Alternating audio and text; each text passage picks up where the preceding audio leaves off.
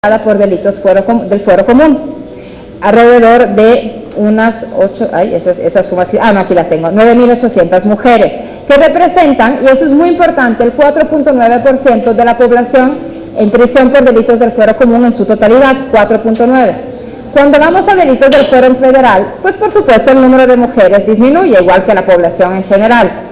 Tenemos a un total de 3.277 mujeres en prisión por delitos del fuero federal, que representan el 6.8% de la población en prisión por delitos del fuero federal total. ¿Qué quiere decir?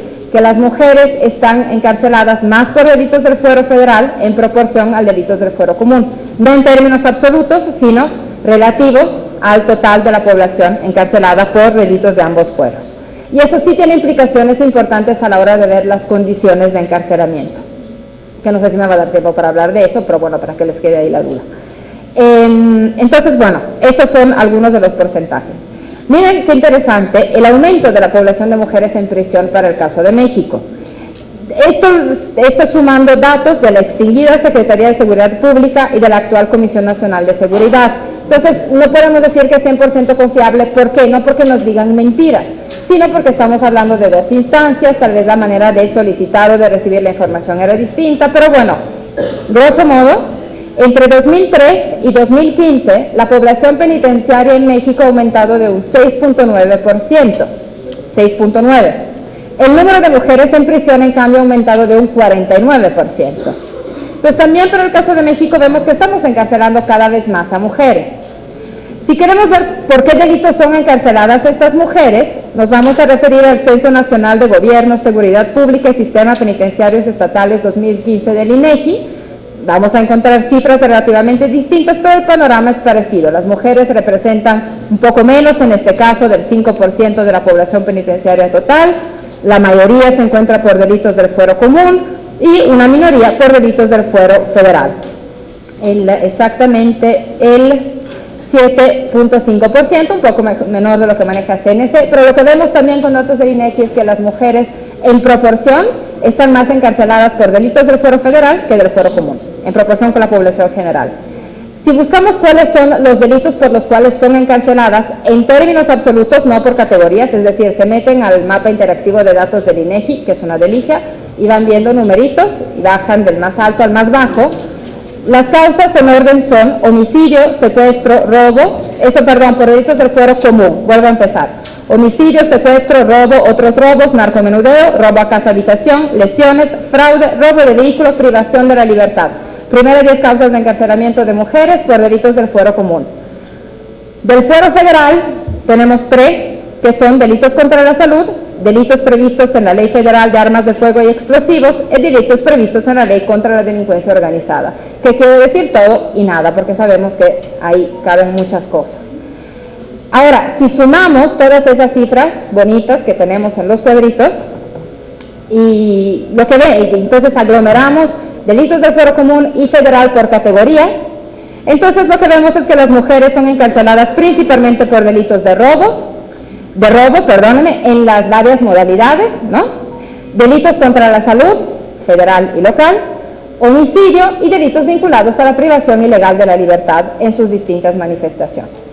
Entonces tengamos presente los primeros dos, robo y delitos contra la salud, porque eso también refleja tendencias internacionales y por eso X Justicia para las Mujeres se ha enfocado en trabajar sobre el tema de mujeres en prisión por delitos contra la salud, porque es un tema que ya se está viendo cómo las políticas de drogas impactan de manera incremental y diferencial a las mujeres, y como no podemos hablar de reformas a las políticas de drogas, que ahora están muy en el debate, pensemos en el tema de marihuana médica, marihuana lúdica y demás, sin incorporar esta visión de las mujeres, cómo se involucran en los delitos, cómo son detenidas, cómo son juzgadas y cómo son finalmente encarceladas.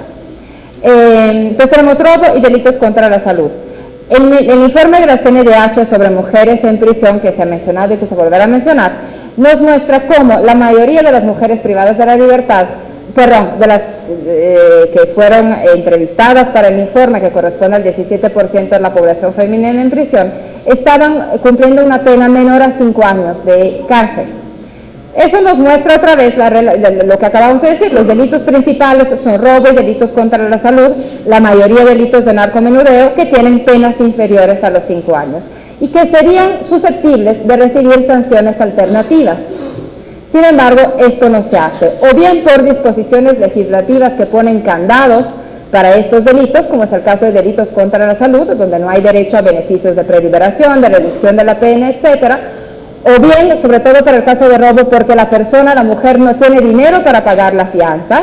Y quisiera mencionar un caso que presentó aquí Leticia Bonifaz, directora del Centro de Estudios de Derechos Humanos de la Suprema Corte, y que llegó a la Clínica de Litigio Estratégico del CIDE, una mujer acusada de robar alrededor de 100 pesos en una Walmart, una cosa por el estilo, todas cosas para niños, danonino, leche, cosas por el estilo, y pues le imponen una fianza de 12,000 pesos. Pues la señora, ¿dónde creen que está? Pues presa. Entonces, otra vez, no es solo qué cometen, quién comete, sino cómo se responde frente a las distintas manifestaciones delictivas. Me permito poner comillas porque a veces no es tan fácil hablar de legal o ilegal cuando se vive en situaciones margen, como la mayoría de estas mujeres. Entonces, finalmente, ¿de qué nos hablan estos datos que tanto hemos escuchado mencionar? Las mujeres son responsables principalmente de delitos menores y no violentos, muchos delitos sin víctimas como son delitos de drogas. Aún así, están en la cárcel. Y eso corresponde a las decisiones que toma el Estado sobre de qué manera va a usar sus recursos humanos y sus recursos materiales para detener, perseguir, juzgar y encarcelar a las personas. Entonces, son decisiones que se pueden cambiar. Tiene que ver con qué dicen nuestras leyes. Insisto, sobre el tema de políticas de drogas hay mucho que se puede reformar y que está planteando en este documento de X Justicia, desde el tema que ya mencionó Ana Pecova, el tema de prisión preventiva, proporcionalidad en las penas y, como también lo subrayó María, una ampliación de medidas alternativas, pero no solo ampliar, sino implementar las posibilidades que ya están.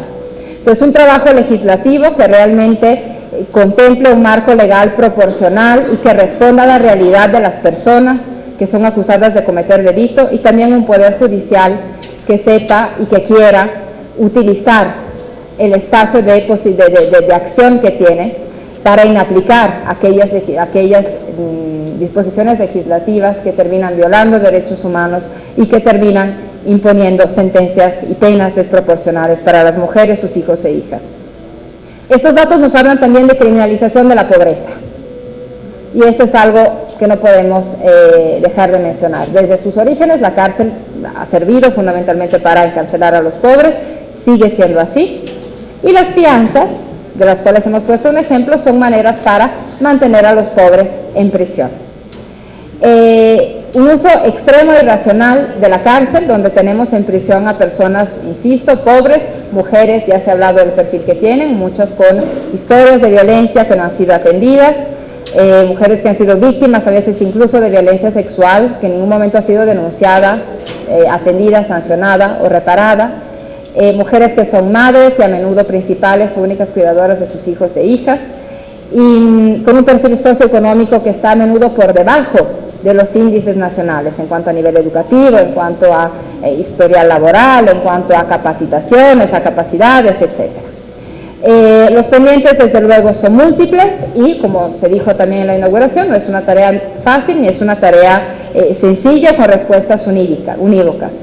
Un primer trabajo, desde luego, es que pues, por fin se avance en que la Ley Nacional de Ejecución Penal salga del Senado, del brinco a la Cámara y deje de tener cooptado al sistema de justicia y al sistema penitenciario, porque hay que decirlo como es. Esta ley está pendiente desde el 2011 y eso es un reflejo claro de cuánto cuentan las cárceles.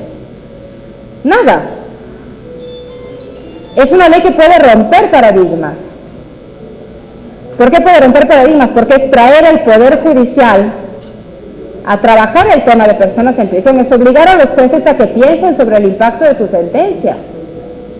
Aquí un juez o una jueza no puede poner 20 años de sentencia así nada más, porque cree que la inculpada es una mala madre o porque la defensa no aportó pruebas, y que ni siquiera tengan la obligación de tomar en cuenta a quién más está afectando esa sentencia, que el Poder Judicial abra los ojos y se dé cuenta que el sujeto neutral y el derecho penal no existe. Y que se van a poner una sentencia, esa es una pena trascendente, la prisión es una pena trascendente. Y la culpa, porque ¿cuál es el discurso muchas veces desde el Poder Judicial y desde la sociedad en general? Pues ¿por qué no pensó en sus hijos cuando cometió el delito? Ese es el discurso moralizador, que ninguna autoridad pública puede darse el lujo de tener. Un juez o una jueza no puede juzgar con la moral, y mucho menos con la suya, que viene en una situación de mayores privilegios en muchos casos. Entonces, es una manera para que el Poder Judicial pueda intervenir en las dinámicas penitenciarias y equilibrar los poderes entre el Ejecutivo y el Judicial adentro de las cárceles, pero también para que el Poder Judicial empiece a ir más allá de los papeles y de los expedientes y empiece a entender que sus decisiones tienen efectos en la vida de personas, niños y finalmente de todo el tejido social. Los pendientes están a nivel de procuración de justicia también. Ya me voy a apurar porque pues ya estamos por terminar. Desde el momento de una detención, si esta detención interviene sin tomar en cuenta si la persona detenida tiene hijos o hijas y no se da el tiempo para que esa persona, hombre o mujer, tome disposiciones pertinentes y no se da la posibilidad de dar seguimiento a esas disposiciones, desde ese momento la vida y la vulnerabilidad de la integridad de ese niño o de esa niña queda vulnerable y queda expuesta a cualquier tipo de consecuencias y secuelas. Entonces, desde el momento de la detención hasta luego a quien se persigue, a quien no se persigue, cuando se aplica el criterio de oportunidad y cuando no, la Procuración de Justicia tiene mucho que ver. Y ahí también hay otro pendiente legislativo, porque la Ley General de Protección de Niños, Niñas y Adolescentes es, por decirlo con educación, parca cuando se trata de niños y niñas con personas encarceladas. Hay una mención, y solo tiene que ver con los niños que viven afuera de la prisión. Y ya es algo porque son muy poco vistos, pero no hay ninguna mención acerca de los que están adentro. Y eso también es responsabilidad de estas procuradurías, no es responsabilidad solo de los centros penitenciarios. Y finalmente, también a nivel penitenciario, es evidente, y habrá personas más expertas que yo, que hay muchos pendientes por resolver adentro de los centros. Es también ilusorio pensar que eso va a pasar pronto. Entonces, que en todos los centros donde hay mujeres, en los centros mixtos especialmente, podamos contar pronto con guarderías, con pediatra, con ginecólogos. Francamente no va a pasar muy pronto, aunque eso sea la intención y el afán. Entonces hay que escarcelar lo más posible y probablemente hay que invertir un poco la tendencia y pensar en crear muchas cárceles femeniles alrededor del país. Actualmente ya lo hemos escuchado. Hay quien dice 16, hay quien dice 15, porque ha habido cambios, digamos, en los centros, pero bueno, son 16, 15 o 14, frente a 389, probablemente esa relación hay que invertirla. Y hay que poner a mujeres en cárceles femeniles, tratando de garantizar tanto la cercanía al domicilio, que es clave, como el tener centros que son pensados, hechos y adecuados para mujeres, niños y niñas. Bueno, no me voy a extender más porque creo que ya me acabé el tiempo. Simplemente dejar eso sobre la mesa. El tema de mujeres en prisión no es un tema no es un tema únicamente de qué delitos se cometen y qué perfil tienen las mujeres, aunque eso es muy importante desde luego y por eso se hace hincapié en ello, sino qué respuesta da el Estado frente a estas situaciones que se han mencionado y hasta qué punto vamos a seguir querer responder con cárcel y derecho penal a situaciones que probablemente tienen más que ver con violencia de género y otras problemáticas que se están dejando a un lado a través del discurso de criminalización. Muchas gracias.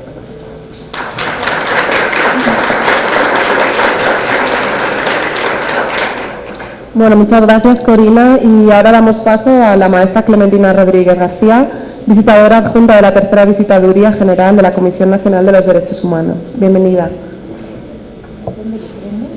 En el rojo. Si se escucha, sí. Bueno, muy buenos días a todos. Realmente es un gusto estar con ustedes, un privilegio compartir la mesa con ustedes. Y realmente Como parte de la Comisión Nacional de los Derechos Humanos, y se han estado manejando las cifras y los estudios de la Comisión, les podría decir que ya me puedo retirar, porque ya dijeron toda gran parte de mi trabajo. Pero empezaremos y trataremos de hacer hincapié en algunas cuestiones. Aquí lo interesante viene a ser que cómo es que desde el momento, antes de que las mujeres entren a prisión, ya se tiene una problemática muy grande, como no lo ha estado manejando la doctora Corina, para el poder ejercer pues todos sus derechos y el que sean tratadas las mujeres en esta sociedad en condiciones igualitarias que los varones. Si nosotros nos vamos a ir a trabajar con las mujeres que están en prisión, pero que además dentro de las prisiones tienen algunos de sus hijos con ellas, vamos a ver que empezamos a ver que de un grupo que se le discrimina, que se le trata diferente en la sociedad en general, a un grupo que entra a instituciones de reclusión. Y aquí hablaríamos de vulnerabilidad de las mujeres desde el momento en que representan un porcentaje muy pequeño de toda la población en reclusión, cuando menos en México, que aproximadamente llega prácticamente al 5%, y desde 1980 que ando trabajando por acá con don Paco en cuestiones de reclusión, iban del 3% ahorita que maneja 5%, 6% de las mujeres en reclusión. ¿Y eso qué hace? Pues que dentro de estas instituciones y de toda esta amalgama se les trata diferente. ¿Por qué? Porque vamos a ver en el transcurso del trabajo que todos los recursos se van a la problemática mayor que vienen a ser los varones. Y entonces gran parte de los recursos del esfuerzo del personal se va dirigiendo a este tipo de población y vamos a ir viendo cómo queda vulnerable la mujer, cómo se le imposibilita muchas veces, se le problematiza el acceder a algunos derechos y aún más a los niños que están con ellas. Si gustan, empezamos, por favor. ¿Sí? Nada más, perdón por las cifras, ya las estamos repitiendo, ya la doctora también nos dijo que algunas son diferentes. Hasta enero del 2016, de una población de más de 233,000 internos, vamos a ver que más de 13,000 son mujeres en el país. ¿Sí? Son 233,000 hombres, 13,000 mujeres, lo cual nos va a representar un aproximado del 4.6-5% de las mujeres que están dentro de 389 centros en el país. Y solamente en este momento, son algunos datos que traigo de este año ya, que hizo otra investigación la comisión con respecto a las mujeres y los niños. Acuérdense que se cerraron 2 centros federales, el de Nayarit y el de Islas Mujeres, y abrió uno en Morelos. Entonces ahorita podríamos decir que hay 13 centros exclusivamente para mujeres y uno de ellos, que sería el número 14, que es el Centro Federal número 16 para mujeres, que se encuentra en Morelos. Y dentro de esta problemática, centros con niños, tenemos 51 centros solo con niños, y estados en los cuales sí se admiten, entre los cuales sí se admiten centros con menores, tenemos 28 estados. Hay 4 estados en los cuales no tienen menores internos, y empezaríamos con la siguiente lámina, y aquí yo me iría más a trabajar el aspecto de los niños. ¿Qué implica el interés superior de la infancia? Si vamos a hablar de los niños en prisión, ¿qué es lo que estaríamos nosotros pidiendo? Que el desarrollo del niño dentro de las instituciones de reclusión se permita en todo su potencial, que no se le distinga, que no se le prive, que no se le vaya enmarcando dentro de un contexto de prisionalización, y que los niños realmente puedan ejercer todos los derechos como niños que son, en el aspecto de salud, en el aspecto educativo, etcétera. Entonces, esto tendríamos que no perder de vista, y dado que en este momento se está trabajando para poder legislar una ley nacional de ejecución, pues tendríamos que ver que tenemos que conjugar normatividad nacional que ya se tiene con normatividad internacional que se va a ir viendo también en el transcurso de la mesa, en donde están plasmados todos aquellos derechos, tanto de las mujeres por un lado, pero también de los niños. Sí, por favor.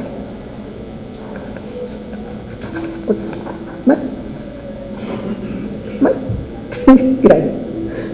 Perdón. Entonces, dentro de la problemática detectada, dentro de los estudios que ha hecho la comisión hizo 2 informes especiales, uno en 2013 solo sobre mujeres y otro sobre 2015, ¿sí? En el 2015 que lo presentó. Y dentro de estos, las problemáticas principales en el 2013 fue el aspecto de discriminación. Hay una inadecuada infraestructura de las cárceles. ¿Esto qué significa? Que muchas veces las áreas de las mujeres en aquellos centros mixtos, pues son algunos espacios que determinan que ahí pueden estar. Hace muchos años había una recomendación de la Comisión Nacional, por ahí del 91-92, en donde decía que separen a las mujeres de los hombres dentro de la cárcel. Entonces llamaron del centro y dijeron, ya las separamos. Entonces les hicieron un área con una reja de gallinero de fierro, y pues efectivamente ya las habían separado de los hombres, pero las habían puesto en un lugar que no era inadecuado. ¿Por qué? Porque, como yo les decía, los centros, pues muchas veces la cantidad de varones impulsa a este tipo de acciones. Insuficientes e inadecuadas estructuras de las cárceles. La clasificación penitenciaria, las legislaciones lo marcan separados, hombres de mujeres, procesados de sentenciados. Entonces prácticamente esto se vuelve imposible, y hay una falta de presupuesto muy grande para poder atender estas necesidades, porque por un lado sería instituciones diferentes, instituciones solo para mujeres, por otro lado en aquellas instituciones que ya están, adecuarlas a condiciones dignas, y esto realmente pasa y es imposible, que no se les ha dado este derecho que tienen ellos, y que tienen mujeres indígenas, y que dentro de las instituciones también se les discrimina por sus características específicas, muchas veces cuestiones del idioma, etcétera, ¿no? Dentro del 2015, la siguiente por favor. Dentro de este mismo 2013, la problemática ausencia de perspectiva de género. ¿Esto qué significa? Que en muchas instituciones, acabamos de ir a un centro en donde dicen, tienen legislación, ¿y qué los norma? Tomaron la legislación del centro estatal, del mayor, y esa es su normatividad que rige el centro de mujeres, dado que son completamente diferentes. La ejecución de la pena de prisión conlleva doble penalización, o sea, que por un lado afuera se les penaliza diferente porque son mujeres, y acuérdense que en alguna parte se consideró que las mujeres por cuestiones de género tienen que portarse diferente que los hombres, y si te portas mal te castigo doble. Y dentro de las instituciones las abandonan mucho, ¿sí? Las mujeres en centros de reclusión de varones las va a visitar constantemente, hay mucha visita de mujeres a los varones, y al revés con las mujeres. Con las mujeres las siguen viendo su mamá, sus hermanas, y muy pocas veces su pareja, que las van abandonando.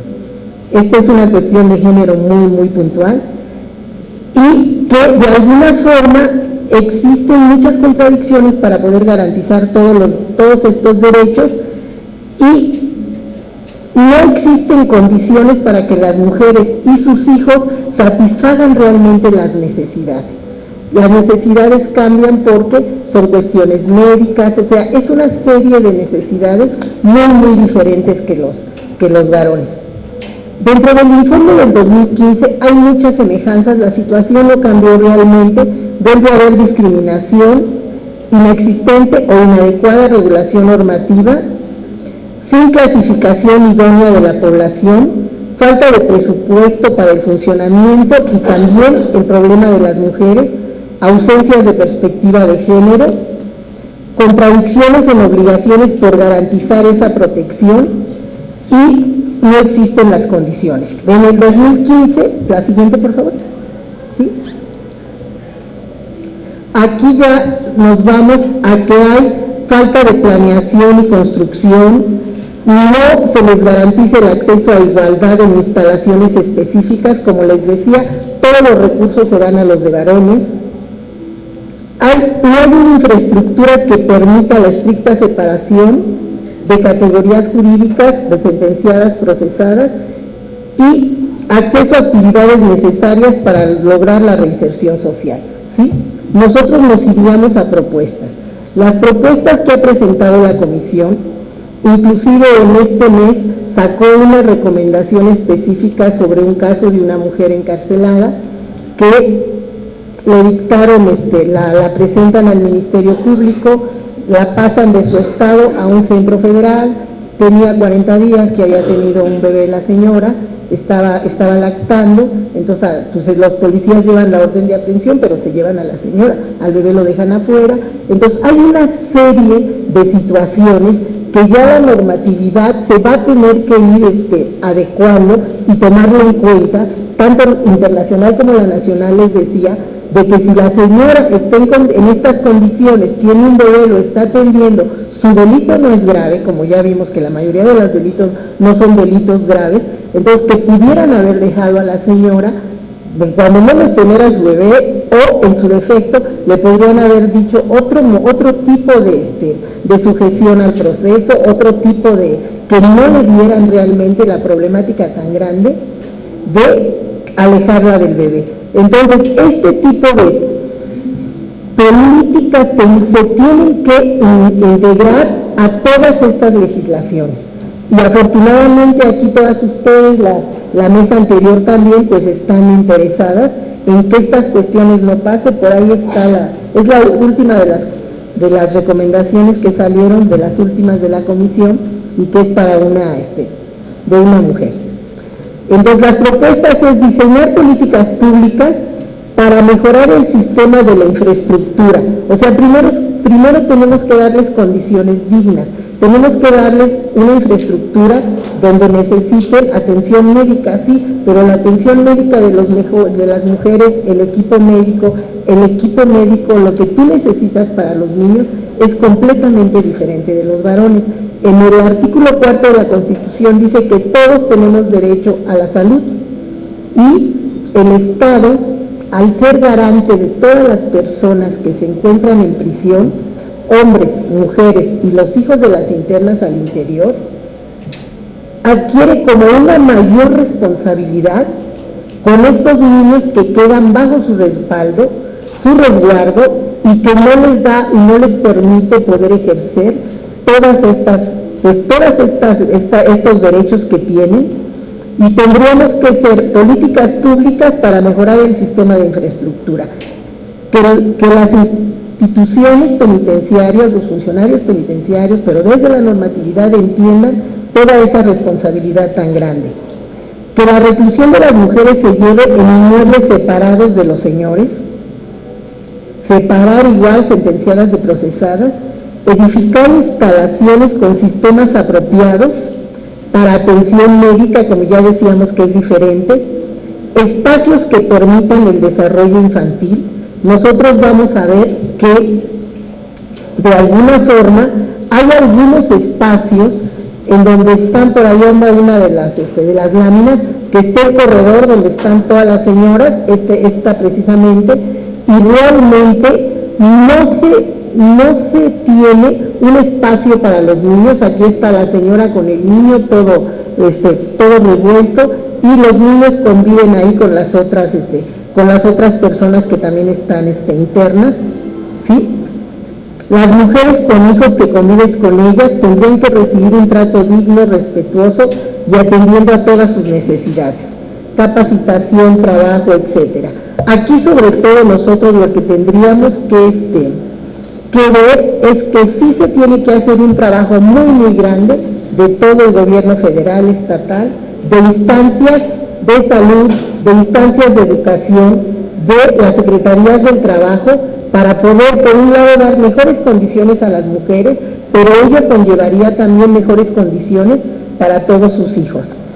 Yo nada más les quería decir que del último estudio que se hizo de la comisión, ya de este año, aproximadamente hay en el país, también ya lo había dicho la doctora Corina, algunos centros que contestan y otros no, pero se tienen detectados aproximadamente 600 niños internos que están con sus madres internas en el país.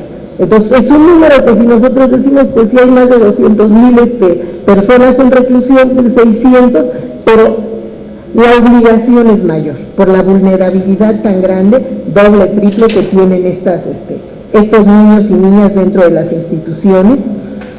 Y yo nada más quisiera terminar con la siguiente lámina, en donde se tendría que hacer un análisis normativo realmente muy fuerte, desde la Constitución, las leyes de los niños y de las niñas, ley de acceso a violencia a una vida libre de violencia a las mujeres, ley general de prestación de servicios para la atención, cuidado y desarrollo integral del niño, que aquí es donde están diciendo que el DIPLE tiene que entrar a responder qué está pasando también con estos niños, qué se va a hacer con estos niños, porque son responsables también, y sobre todo un documento que yo creo que vale la pena que la tengan todos ustedes y que se analice muy profundamente, que lo van a hacer en este momento, las reglas de Bangkok, en donde realmente nos establece normatividad que yo no he visto en México todavía que se esté apreciando y que se esté tomando en cuenta, pero que lo tenemos que tomar en cuenta. Yo con esto quisiera más que nada haber despertado muchas inquietudes de qué es lo que está pasando realmente con los niños y las niñas en el sistema penitenciario y todo lo que se tiene que tomar en cuenta para que esto no siga sucediendo. Muchas gracias.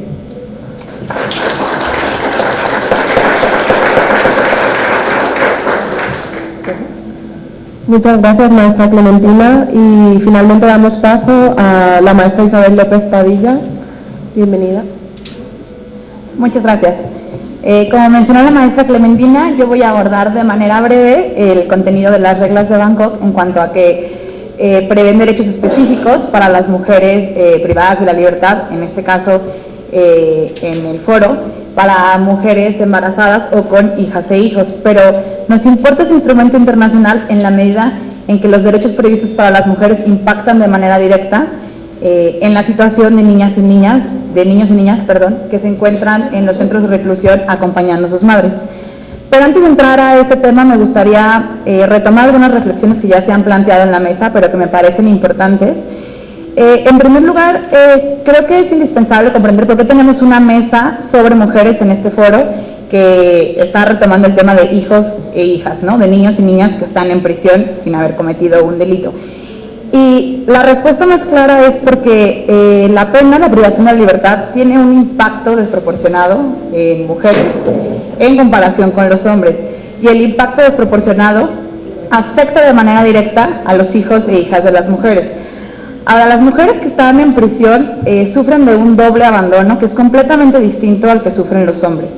Por un lado, es un abandono por parte del sistema penitenciario, porque como ya dijeron en la mesa, y no lo voy a repetir, el sistema penitenciario, las prisiones están construidas principalmente para hombres, porque es la población mayoritaria. Entonces, muchas veces las instalaciones no corresponden a las necesidades específicas de las mujeres en prisión. Entonces, ahí hay un primer problema de abandono y el paradigma de que como las mujeres son pocas, como solo son 5% de toda la población penitenciaria, pues de alguna manera no importa o sus necesidades no son tan apremiantes como podrían ser las de los hombres. Y el segundo abandono, que es muy importante, es un abandono por parte de la propia familia y de la sociedad. El estigma que hay en contra de las mujeres privadas de la libertad es mucho mayor que el que existe en contra de los hombres. Es muy común que las mujeres que están privadas de la libertad sean abandonadas por sus familias en la cárcel. Las mujeres reciben un número bajísimo de visitas cuando están en prisión en comparación con los hombres. Cuando un hombre está en prisión, normalmente la esposa, la mamá, la familia va y visita al hombre, pero la mujer se queda sola en la cárcel. ¿Y esto por qué es tan importante? Porque eso tiene un impacto grandísimo en la vida de los hijos. Normalmente cuando es la mujer a la que se le priva de la libertad, en la mayoría de los casos la mujer es la que cuida de manera pues primordial a los hijos e hijas. Ojo, no estoy diciendo que esto debería ser así y que los hombres no tengan un deber de cuidado de los niños, pero en la realidad lo que sucede es que cuando la mujer está en prisión, raramente es el papá el que se queda con los hijos e hijas fuera de la prisión. Normalmente, si es que los niños no van a la prisión con la mamá, se quedan al cuidado, si tiene suerte, de a lo mejor la abuela materna o de otros familiares, pero muchísimas veces son niños que están institucionalizados o peor, a los cuales no se les da seguimiento y se quedan en la calle o se quedan perdidos por la vida. Entonces, el impacto social que tiene la privación de la libertad de una mujer y de un hombre es completamente distinto y diferenciado. Es importante hacer una reflexión de cómo penas exactamente iguales para hombres y para mujeres castigan de forma completamente distinta a niños y niñas. Y en este sentido, por eso tenemos una mesa sobre mujeres, para entender, justo como explicaba la doctora Giacomello, qué fue lo que las motivó a cometer el delito, que muchas veces les puede proporcionar una vida digna a sus propios hijos, ¿no? Entonces es como un círculo vicioso. ¿Qué tipo de delitos? ¿Por qué están en la cárcel?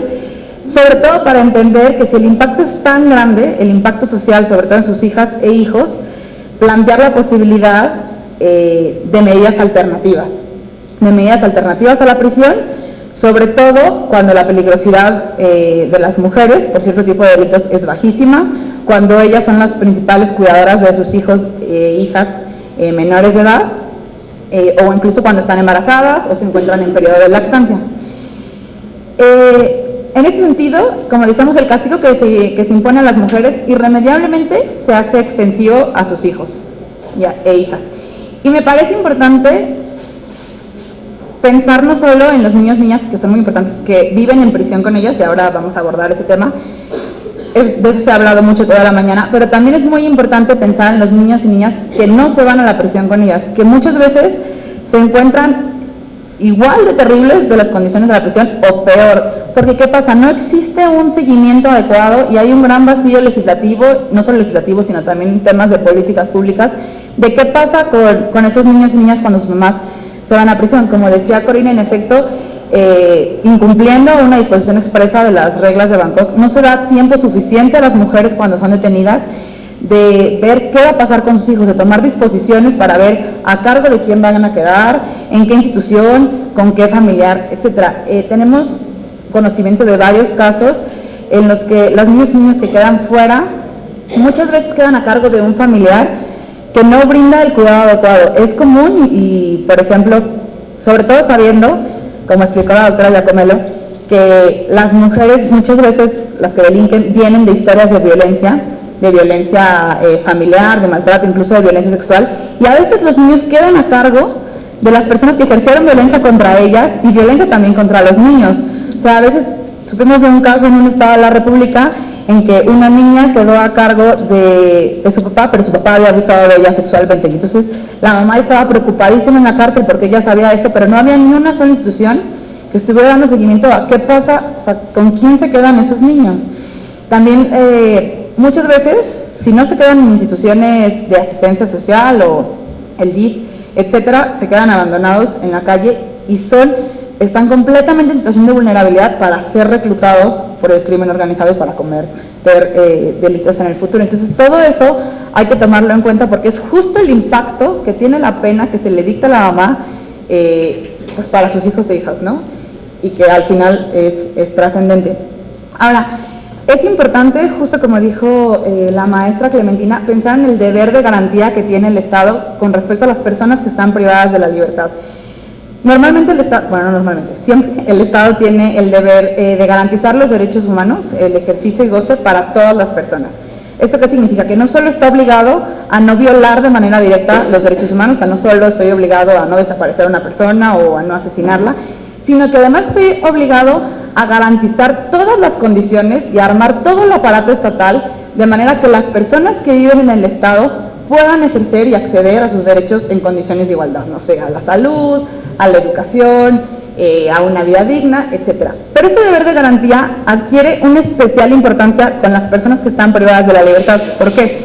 Porque el Estado adquiere el control absoluto sobre su vida. Están bajo la custodia del Estado, no es gente que solo está conviviendo en la sociedad. Entonces, absolutamente todo lo que le sucede a las personas dentro de la prisión es responsabilidad absoluta e indiscutible del Estado. Hablo del Estado, o sea, como el Estado mexicano y todas sus instituciones. Y en este caso en específico, entonces son responsables de todo lo que les sucede a las mujeres y a los hombres que están privados en la libertad.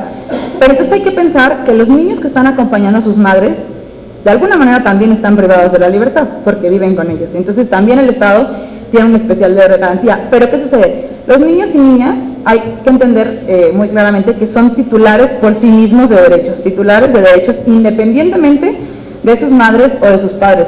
Esto quiere decir que sus derechos no están supeditados a los derechos de su mamá, y si a su mamá le quitaron la libertad y tiene algunos derechos restringidos, en la cárcel, no sé, se suspenden los derechos políticos electorales, los niños no fueron privados de la libertad y sus derechos son independientes. Esto es muy importante a la luz del principio de la no trascendencia de la pena. ¿Esto qué quiere decir? Que la pena que se le dicta a la mamá, y en este caso cualquier persona, o sea, una pena de prisión, de privación de la libertad que se le dicta a una persona, no puede trascender más allá de esa persona. Lamentablemente, en el caso de hijas e hijos de mujeres privadas de la libertad, garantizar ese principio es dificilísimo, porque ya dijimos los niños que están afuera, pero también los niños que están dentro, es muy difícil garantizar que la pena de alguna manera no les es extensiva. Justamente los niños y niñas que están en prisión se tienen que respetar sus derechos, no solo, no sé, impedir actos de tortura, sino todos los derechos de los que normalmente gozan. Ninguno se les puede limitar, porque el único derecho que está suspendido es la libertad de la mamá. Todos los demás derechos tienen que ser garantizados. El único derecho que se restringe cuando se quita la libertad, cuando se impone una pena de prisión, es la libertad. Y obviamente hay unos que se suspenden, de la mamá, como votar o ser elegible para cargos públicos. Pero fuera de eso, tiene derecho a acceso a la salud, a la educación, todos los demás derechos tienen que ser garantizados. Y esto adquiere especial importancia cuando se trata de niños que ni siquiera han sido condenados.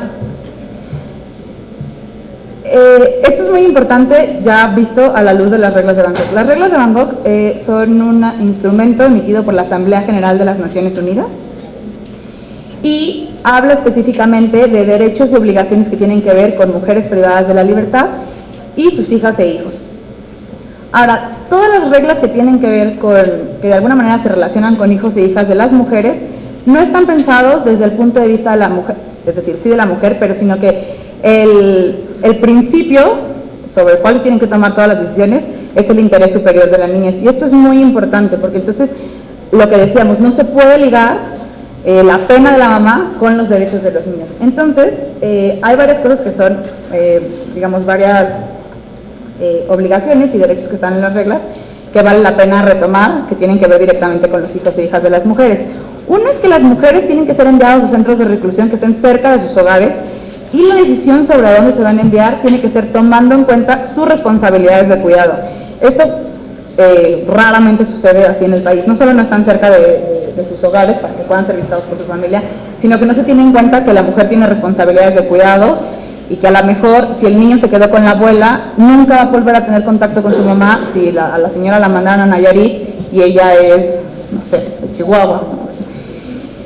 También se tiene que dar un tiempo apropiado, esto ya lo mencionaba la doctora Giacomelo, a las mujeres una vez que se va a decidir que se les va a detener para tomar disposiciones respecto al cuidado de sus hijos, con quién van a quedar, en dónde van a estar, me los voy a llevar a la cárcel o no. No puede ser que me la llevo y entonces el niño se queda abandonado en la casa y luego justo es lo que pasa, entonces a lo mejor se queda en la calle o se va a una institución o se queda con un familiar que abusa de él, además de que el estigma social de que la mamá está en la cárcel es mucho mayor, porque el reproche de eras una mujer y se esperaba cierta conducta de ti es mucho mayor que si un hombre comete un delito, y ese estigma lo pagan los hijos. Después es necesario en todos los centros penitenciarios consignar el número de hijos que tienen las mujeres una vez que entran a prisión. Esto sin importar si los hijos e hijas están con ellos o no. El centro penitenciario debe llevar un registro de si la mujer que está entrando a la prisión tiene hijos e hijas. ¿Por qué? Porque así nos permite saber dónde están esos niños, qué está pasando con ellos y dar un seguimiento oportuno. Claramente el centro penitenciario no es el que va a dar el seguimiento ahí a ver qué le sucede al niño, pero ese registro le permite a las autoridades competentes, en este caso al Sistema Nacional de Protección de la Niñez, de ser el caso, de ver qué está pasando con esos niños, ¿no? También es muy importante que se establezcan políticas de visitas carcelarias adecuadas para las familias. ¿Esto qué significa? Que haya espacios idóneos donde los niños que van a visitar a sus mamás puedan convivir con ellas, que puedan tener contacto físico, etc. Y también es muy importante que no pueden aplicarse sanciones de aislamiento ni segregación a mujeres que estén embarazadas o que estén lactando. Bajo ningún motivo está permitido prohibir a una mujer que amamante a sus hijos. y no se les puede prohibir tampoco por ningún tipo de sanción disciplinaria que no tengan contacto con sus niños que viven con ellas, o incluso con los niños que vienen a visitarlas. Esto, repito, es muy importante, sí es un derecho para la mujer, pero es principalmente pensado sobre la base del interés superior de la niña. O sea, es un derecho que hay que garantizar a niñas y niños que no deben de perder el contacto filial con su mamá, ¿no? Para reducir justamente el impacto social de la pena y respetar el principio de no trascendencia de la pena.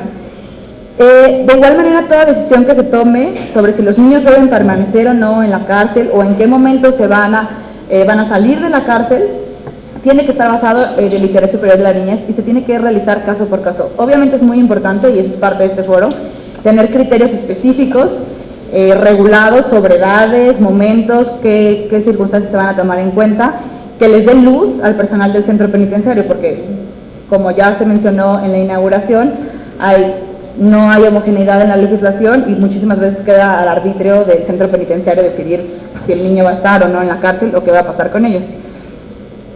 Ya para terminar, porque ya me dijeron que me quedan 5 minutos, me parece importante simplemente tener algunas cosas, sobre todo pensando en el objetivo del foro, que es poder plantear acciones concretas de política pública y reforma legislativa que realmente puedan tener un impacto positivo en la vida de estos niños y niñas. Uno es tener en cuenta el principio jurídico de que la sanción penal debe ser un recurso de última ratio.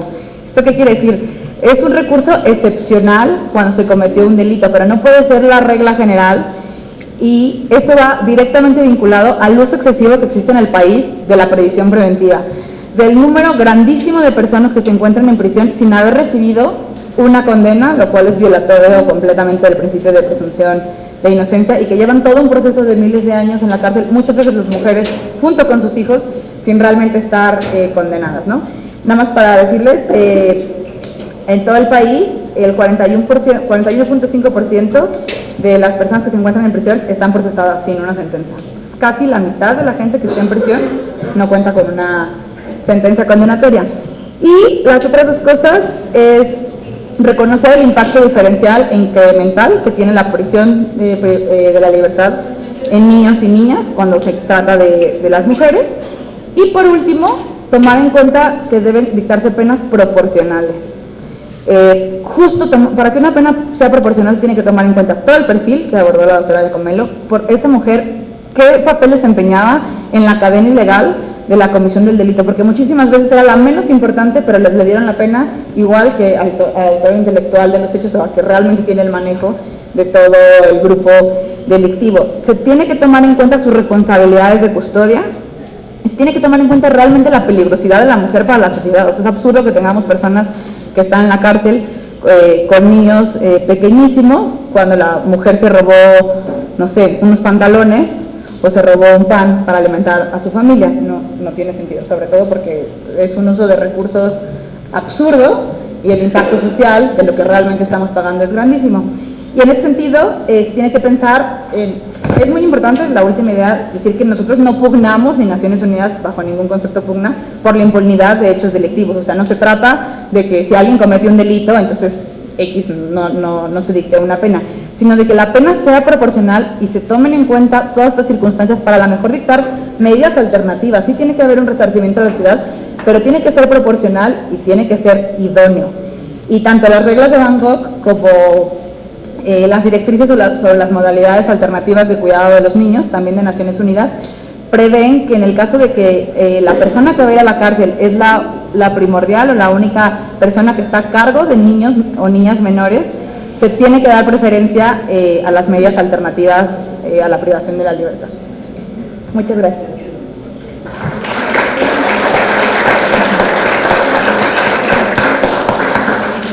Muchas gracias, Isabel. Y bueno, ahora vamos a abrir una pequeña ronda de preguntas de unos 10-15 minutos, depende, porque vamos un poquito más de tiempo.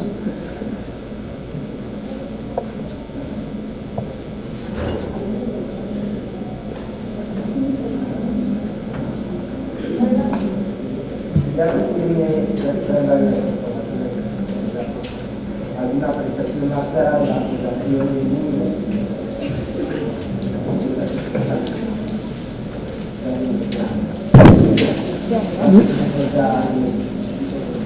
En prisión tenemos, en México el último dato era de fue de 600 de este año. Ya, un poquito más. Sí.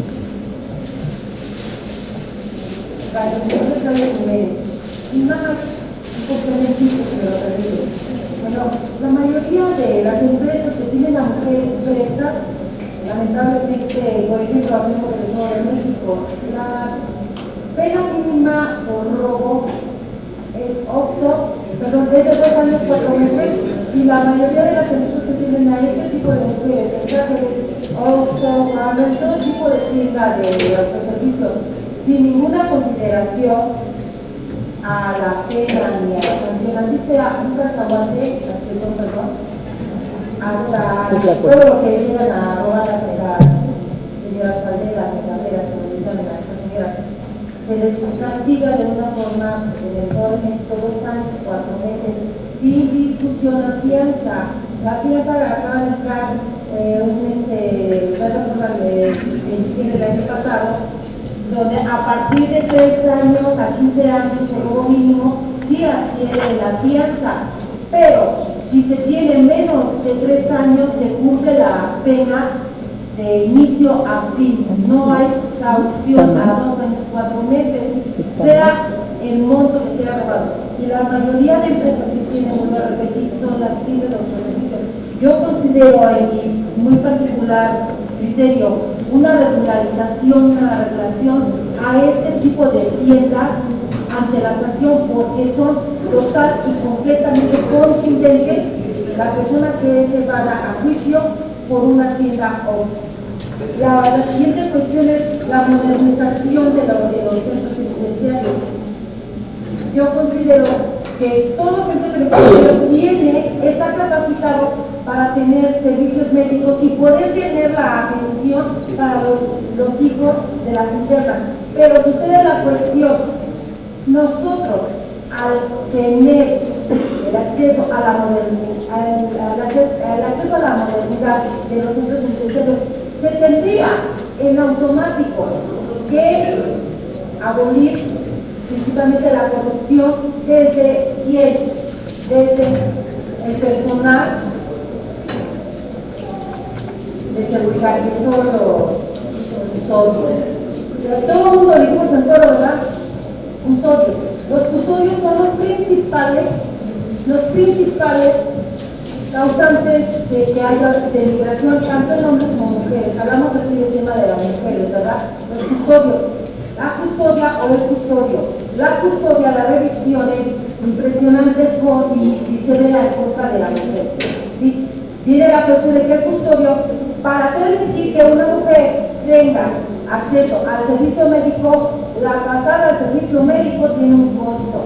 Les guste o no pagarlo, si tú tienes un problema, tienes que pagar para acceder al servicio médico. El servicio médico, si te da una pastilla, un paracetamol, el costo es de 30 pesos por pastilla, que en la calle puede costar $1.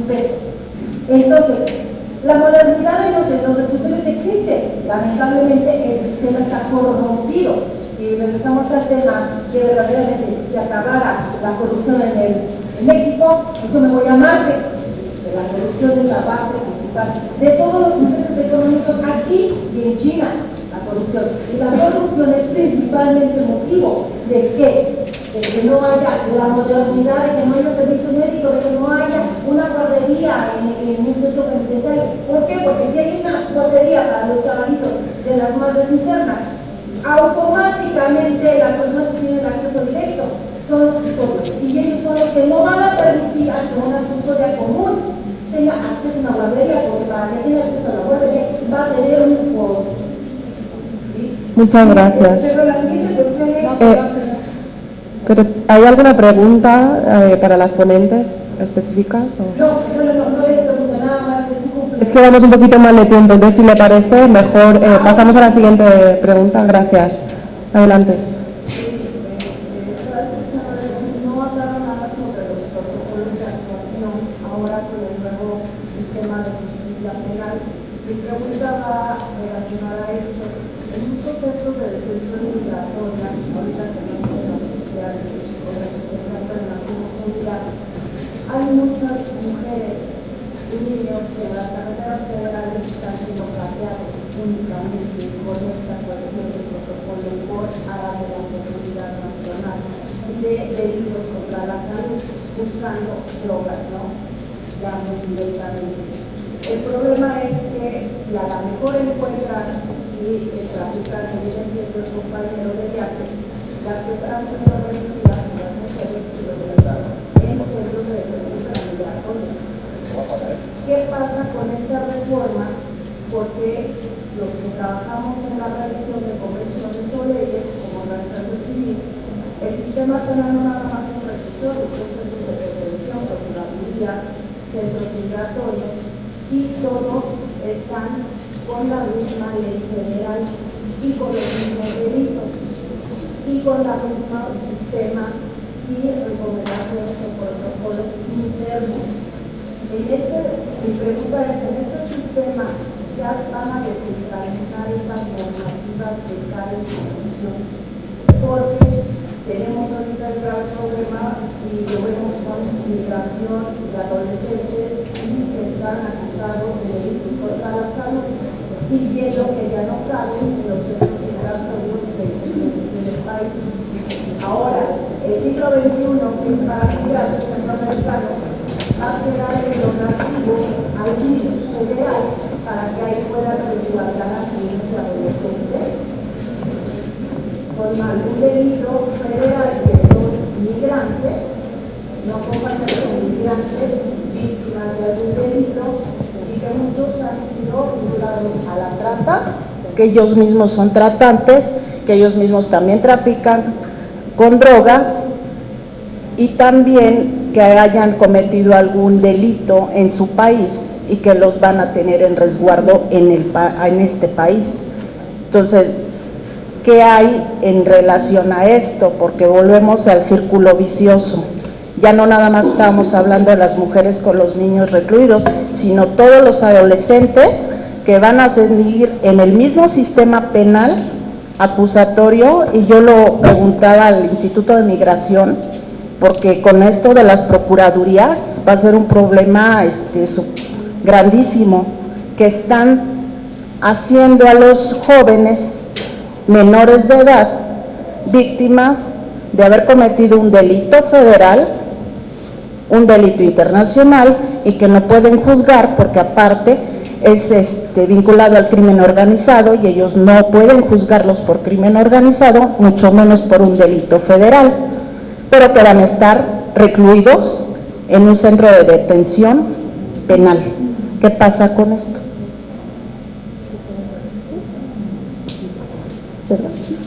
Estoy hilando, yo no soy abogado. Tampoco, estoy hilando. Aquí lo que tendríamos que tomar en cuenta es que si los niños definitivamente están bajo sujeción del Estado, en una estación migratoria, nosotros tendríamos, aunque son adolescentes, recuérdense que los niños son desde que nacen hasta los 18 años. Entonces estos adolescentes entre los 12 y los 18 también son niños. También se les tienen que aplicar todas estas normas y proteger todos sus derechos. Si bien, pues en ese momento los estás metiendo tú dentro de una institución, en este momento el Estado asume esa responsabilidad y les tiene que garantizar los derechos. Yo sí creo que hay muchas instancias donde pueden estar niños menores de 18 años y que sí se les estén violando los derechos humanos porque no hay una normatividad muy clara que los esté protegiendo. Nada más una observación, el delito de migración nada más es una falta administrativa. Es administrativo, sí. Y están en un centro de resguardo federal, sí, y acusados de un delito penal. Ahora, nosotros recordemos que en México han cambiado mucho las normas y anteriormente el estar en un país y sin traer tu documentación migratoria pues era un delito. Actualmente ya no, actualmente ahora se tiene que entender que son personas que vienen buscando una nueva forma de vida, a lo mejor una mejor forma de vida que se les va a dificultar mucho posiblemente, pero que no son delincuentes. Y desde el momento que están detenidos y están bajo protección del Estado, sujeción, los tendríamos que que proteger, pero mucho más por ser niños. Bueno, pues muchas gracias a las ponentes y a ustedes, y yo creo que damos por finalizada la mesa 1 y a continuación ir a la mesa 2. Muchas gracias.